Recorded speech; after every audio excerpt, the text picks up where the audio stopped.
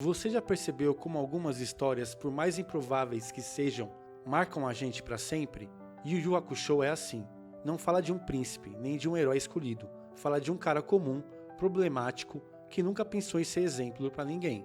Mas talvez seja aí que mora a mágica. Yusuke Urameshi é tão imperfeito quanto a gente. E quando ele atravessa a linha entre a vida e morte, começa uma aventura que mistura porrada, sobrenatural, amizade, amadurecimento e muita filosofia disfarçada.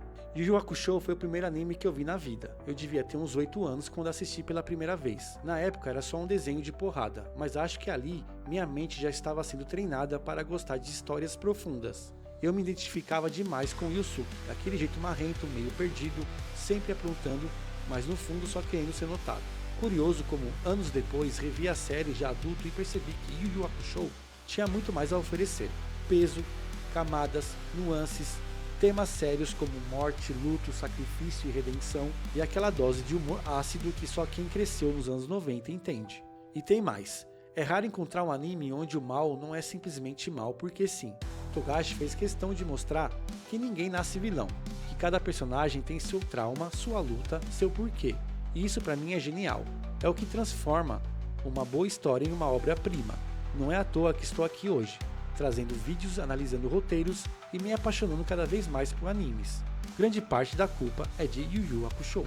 Talvez como eu, você tenha crescido assistindo a manchete, esperando o episódio começar, ouvindo o sorriso contagiante na abertura e torcendo junto, aprendendo lições de coragem sem nem perceber. Aquela sensação de nostalgia misturada com adrenalina, como se o tempo tivesse parado só para te lembrar de sonhar mais alto. Hoje a gente vai muito além do saudosismo. Vamos entender por que Yu Yu Hakusho virou um fenômeno, como nasceu na mente genial de Togashi. O que faz seus personagens e arcos serem tão especiais? Porque a dublagem virou lenda do Brasil. Como esse legado continua forte até hoje, seja em memes, em lives ou até no live action da Netflix. Aliás, se você ainda não maratonou tudo de novo, já pode ir preparando para rever, porque eu garanto que vai achar coisa que não tinha notado antes. Para entender Yu Yu Hakusho, a gente precisa falar de Yoshihiro Togashi, um cara que, acredite, quase virou professor, e só desenhava mangá por diversão. Ele não era o tipo de criança prodígio que nasceu desenhando Pokémon na fralda, mas tinha aquela inquietação criativa, aquela vontade de transformar o estranho em cotidiano. Quando entrou na Shonen Jump, parecia que ia ser só mais um nome, mal sabiam eles. No início dos anos 90, Togashi dividia páginas com lendas como Akira Toriyama e Kurumada, mas decidiu fazer diferente, misturou ação, comédia, drama, suspense, sobrenatural e principalmente personagens cheios de defeitos e dilemas. Ele quebrou o padrão de herói perfeitinho, criando alguém que mais parecia um anti-herói, um adolescente com problemas reais. O nome Yu Yu Hakusho é frequentemente traduzido como relatório Poltergeist, mas seu significado ainda é mais profundo.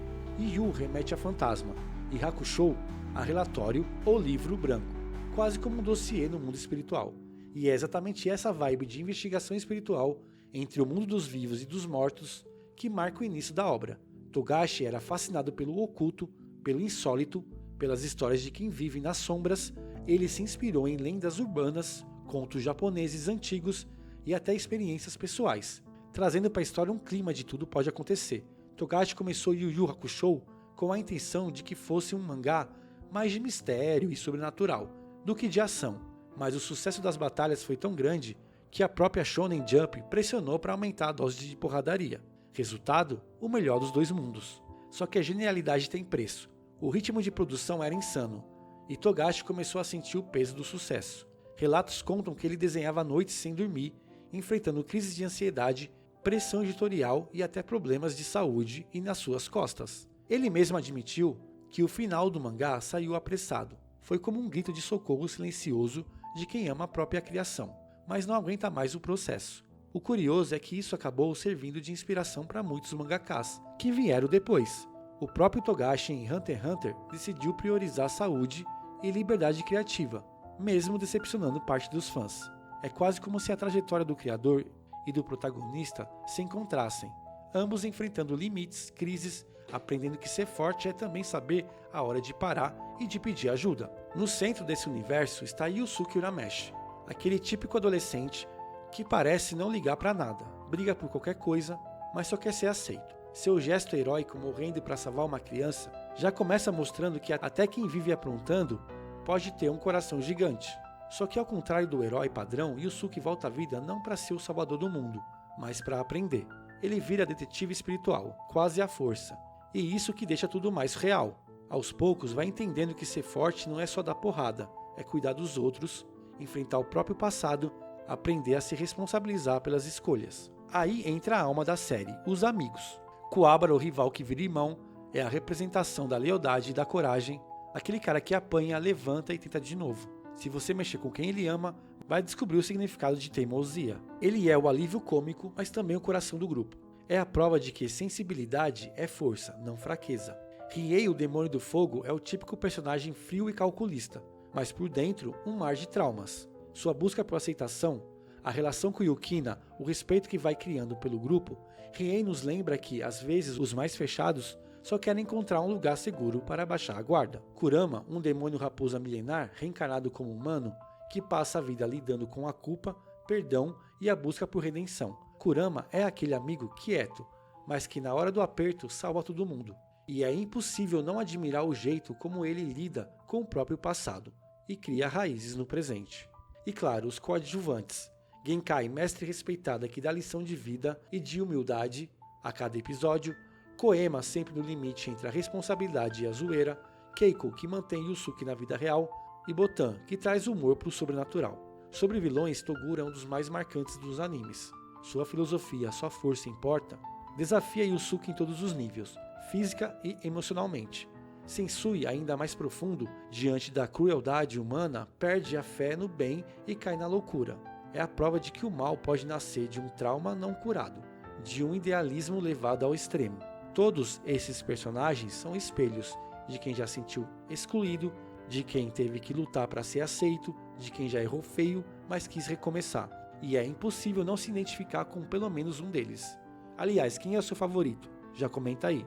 Logo no início, somos apresentados a Yusuke Urameshi, um adolescente rebelde que parece ser só mais um delinquente das ruas do Japão. Mas tudo muda num piscar de olhos, quando Yusuke morre ao tentar salvar uma criança de um atropelamento. Um sacrifício inesperado, um gesto que ninguém, nem mesmo o mundo espiritual, estava esperando de alguém como ele. E é aqui que a verdadeira aventura começa. Enquanto Yusuke encara o além, surge o primeiro grande questionamento existencial. O que define o valor de uma vida? Por que fazer o bem se ninguém espera nada de você? Togashi, o criador da série, já começa a provocar o espectador, jogando luz sobre temas filosóficos, mesmo num cenário aparentemente leve e cheio de humor. Mas não pense que a história se resume a reflexões. A saga inicial de Yu Yu Hakusho é repleta de desafios sobrenaturais e provas de caráter. Yusuke ganha a chance de voltar à vida, mas antes precisa passar por uma série de testes impostos pelo mundo espiritual. E é aqui que ele começa a reunir pessoas, que mais tarde se tornarão sua verdadeira família. Kuwabara, seu rival leal, Botan, a guia espirituosa, e claro, Genkai, a mestra que esconde sua sabedoria atrás de provocações e treinamentos insanos. Essa fase é marcada por descobertas. Para Yusuke é a chance de se reinventar. Para o público, é o convite para embarcar numa aventura que mistura ação, emoção e filosofia em doses equilibradas. A cada episódio vemos o protagonista amadurecendo, enfrentando não apenas monstros e espíritos malignos, mas também seus próprios medos, traumas e inseguranças. E, enquanto luta para proteger quem ama, Yusuke começa a trilhar o difícil caminho de um herói de verdade, daqueles que erram, caem, levantam e aprendem com cada tropeço. É nesse arco que as ideias filosóficas de Togashi aparecem pela primeira vez, seja nos conselhos enigmáticos de Genkai, nas dúvidas existenciais de Yusuke ou até nos dilemas morais dos vilões. Somos convidados a pensar o que realmente vale a pena na vida, o que significa ser bom ou mal. Existe redenção para quem erra? No fim da saga do detetive espiritual, fica claro, o verdadeiro poder de Yusuke não está em seus golpes, mas na capacidade de transformar dor em crescimento e solidão em amizade. Uma mensagem poderosa embalada por cenas que vão do cômico ao dramático sem perder o ritmo, e que já deixam um gostinho do que está por vir nos próximos arcos. A saga do Torneio das Trevas não é só uma competição, é um laboratório de sofrimento, coragem e transformação. E é nesse palco sombrio que Yusuke e sua equipe vão descobrir que, para crescer, às vezes é preciso sangrar. Imagine um gigantesco torneio onde não existem regras justas, o público é composto por monstros, mafiosos e demônios sedentos por violência. E o prêmio, a própria sobrevivência. É nesse cenário brutal que Yusuke, Kuwabara, Kurama e Rien se veem obrigados a lutar, não apenas por si, mas por tudo aquilo em que acreditam. Desde o início a atmosfera já é diferente, não é mais um jogo sobrenatural, é guerra psicológica, é tática e é o medo batendo na porta a cada rodada. Aqui a força física não é suficiente, quem sobrevive é quem entende o adversário, quem aposta tudo na última carta, quem supera seus próprios limites. Um dos pontos altos desse arco, e convenhamos um dos momentos mais inesquecíveis dos animes, é o sacrifício de Genkai. Mais do que uma mestra, ela representa o elo entre o passado e o futuro, tradição e renovação. Sua despedida é um verdadeiro choque, não só para Yusuke, mas para todo mundo que já perdeu alguém importante na vida. A cena é crua, dolorosa, mas incrivelmente humana, e é ali que a série escancara. Crescer dói, dói muito. Kuwabara, o eterno alívio cômico, deixa claro que não está ali só para arrancar risadas. No Torneio das Trevas, ele se transforma. Cada pancada que leva, cada obstáculo, aparentemente impossível, ele desafia todos os prognósticos. Chega ao ponto de colocar sua vida em risco pelo time, mostrando que coragem verdadeira é, na maioria das vezes, uma mistura de teimosia e coração puro. Então vem o clímax, Yusuke contra Toguro. Não é só a batalha mais famosa da série. É um duelo que redefine o conceito de luta dos animes. O confronto entre eles é mais do que força. É o choque de filosofias. Toguro representa o sacrifício extremo, a busca pelo poder absoluto, a escolha consciente da solidão. Yusuke, por outro lado, carrega dúvidas, medos e cicatrizes, e o desejo de proteger quem ama. Quando os dois colidem, não vemos apenas socos e explosões de energia. Vemos um embate de ideias, de formas diferentes de encarar o sofrimento e o destino. Esse arco virou referência em toda a cultura pop japonesa, inspirou outros animes a criarem seus próprios torneios, marcou gerações de fãs e influenciou até campeonatos de jogos de luta. Mas o que faz o Torneio das Trevas ser tão especial não são apenas as lutas espetaculares, ou os poderes extravagantes. É a sensação de que cada personagem está sendo testado ao extremo, de que não existe roteiro que proteja ninguém. De que, sim, crescer é um processo cheio de cicatrizes, mas que, no fim, vale a pena. No final do arco, quando as luzes da arena se apagam e o silêncio toma conta, uma coisa fica clara: ninguém saiu mesmo de lá. Os laços de amizade ficam mais fortes. O passado é enterrado, e a dor, de algum jeito, vira combustível para seguir em frente. E você, já sentiu que um desafio quase te quebrou, mas te deixou mais forte? Conta aqui nos comentários porque o Torneio das Trevas é, no fundo, sobre isso. Sobreviver, aprender e nunca desistir. Saga do Capítulo Negro. Imagine uma história onde, de repente, você não tem mais certeza de quem está certo. Onde heróis e vilões trocam de lugar e até as melhores intenções podem gerar destruição. Bem-vindo à Saga do Capítulo Negro, o arco mais sombrio, complexo e filosófico de Yu Yu Hakusho. E prepare-se, aqui, a luta não é apenas contra demônios, mas contra a própria alma humana. A atmosfera muda radicalmente. O novo vilão não é apenas forte, ele já foi um herói. Shinobu Sensui, o ex-detetive espiritual, era o símbolo da justiça, o cara que todos admiravam, até ser quebrado pela crueldade do próprio mundo, que tentava proteger. O que acontece quando alguém tão obcecado pelo bem presencia o pior lado da humanidade? A busca por justiça se transforma em desespero, e a obsessão toma o lugar da esperança.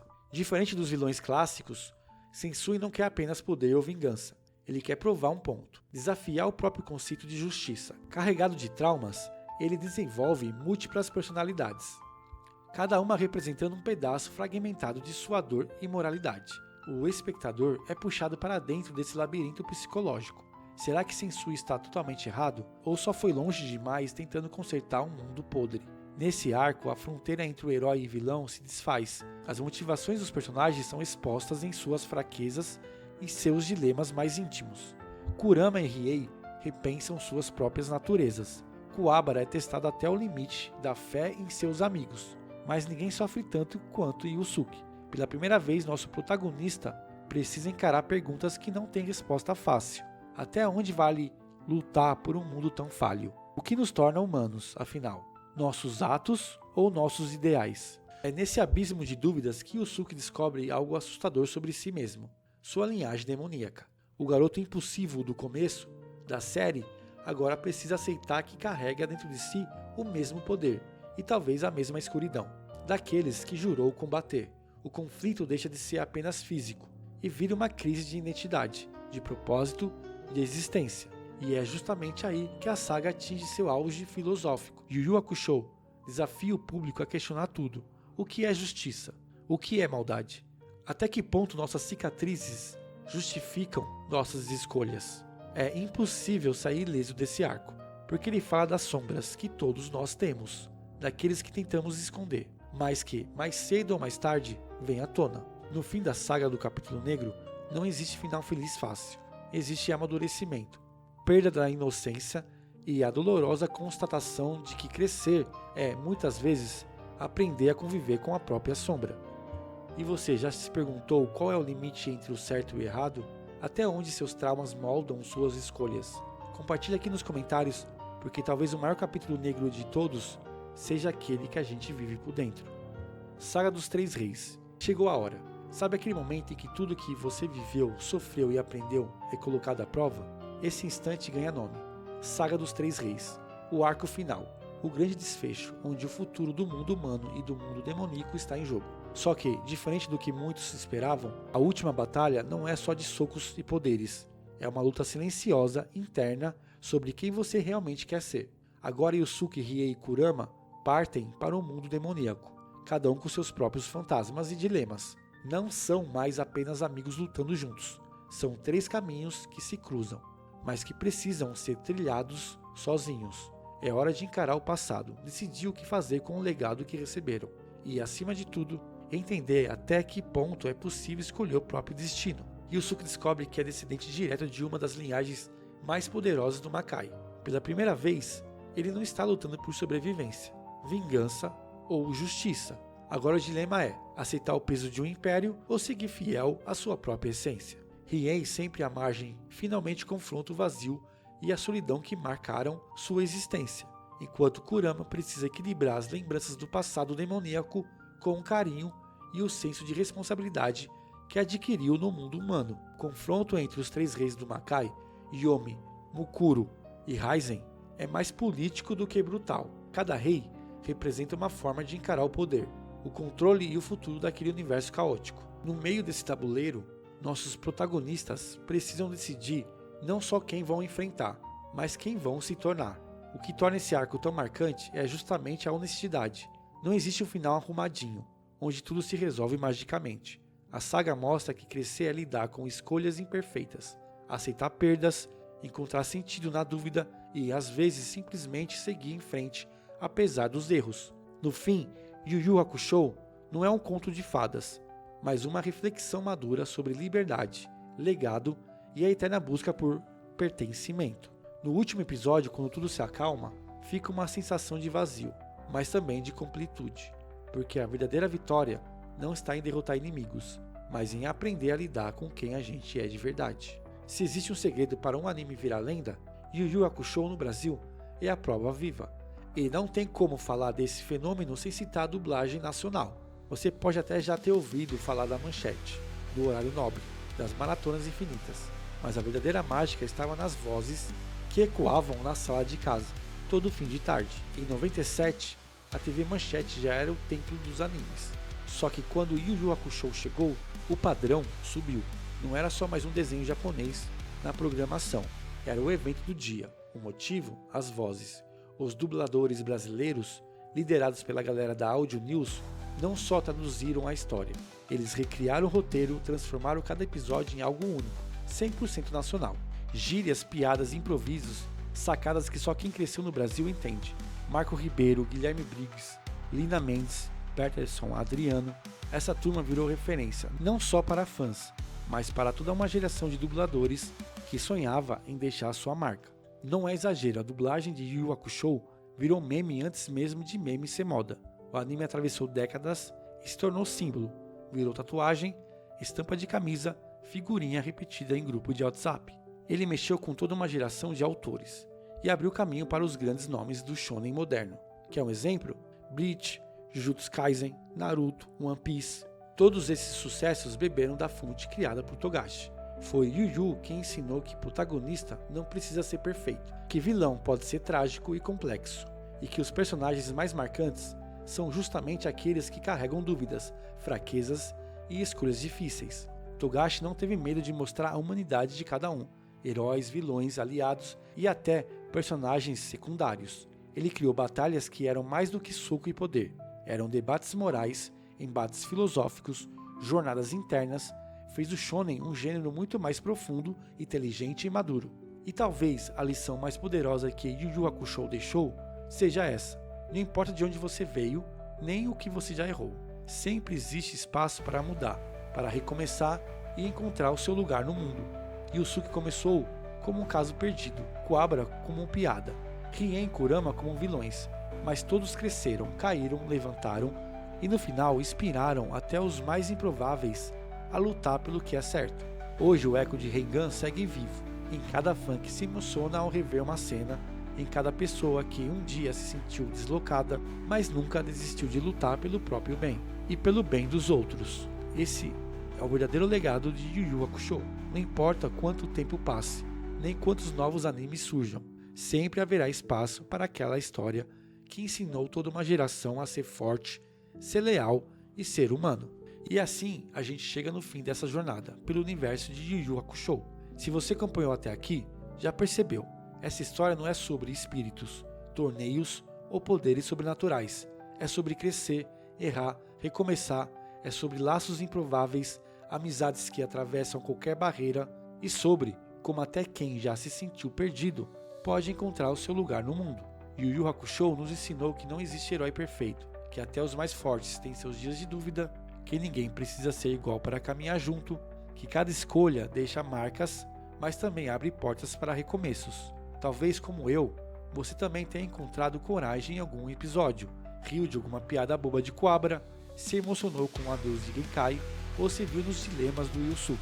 No fundo, a magia desse anime é essa, fazer a gente lembrar que, apesar das cicatrizes, todo mundo tem o direito de tentar de novo. Mas isso foi o que eu vi na minha tela, e você o que viu? E pra você, qual personagem ficou no seu coração? Qual arco te transformou? Qual bordão você repete até hoje? Comenta aqui, compartilha esse vídeo, ativa o sino e se inscreve. E lembre-se, não importa se a vida é cheia de desafios, ou se às vezes tudo parece impossível. O importante é não desistir, dar risada, chorar quando precisar e continuar acreditando no seu próprio caminho. Valeu por assistir, nos vemos no próximo mergulho pelo mundo dos animes.